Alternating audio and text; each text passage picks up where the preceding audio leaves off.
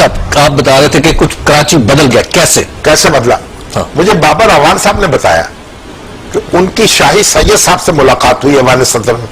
اچھا، وہ کھانے میں آئے ہوئے تھے زورانے میں. ٹھیک ہے. اور شاہی سید صاحب نے کہا کہ میں نے اپنی بیٹی سے یہ کہا کہ اپنی ماں کو ساتھ لے رکھو اور ساتھ جاؤ اور ووٹ اپنی نگرانی میں ڈلوا دو. ٹھیک ہے. اس نے جواب دیا، ابو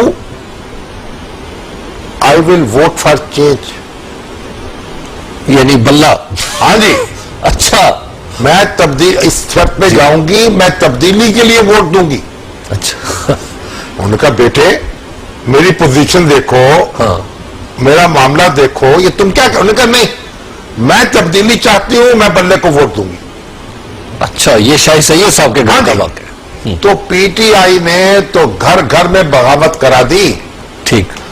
پنجابی، پٹھان، مہاجر، سندھی، ان کو ہمارے سیاستدانوں نے کتنی محنت سے تقسیم کیا ہے، برسوں لگا کے. بالکل.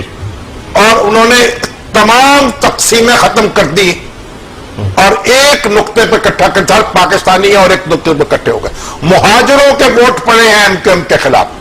بالکل. پشتونوں کے ووٹ پڑے ہیں پی ٹی آئی کے مہاجر امیدواروں کو. بالکل. حفیظ الدین کو دیکھ لیں، سید حفیظ الدین، ان کو پشتونوں نے منتخب کیا ہے.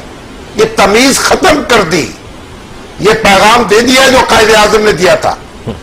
تو یہ جناب والا یہ کوئی اور معاملہ ہے.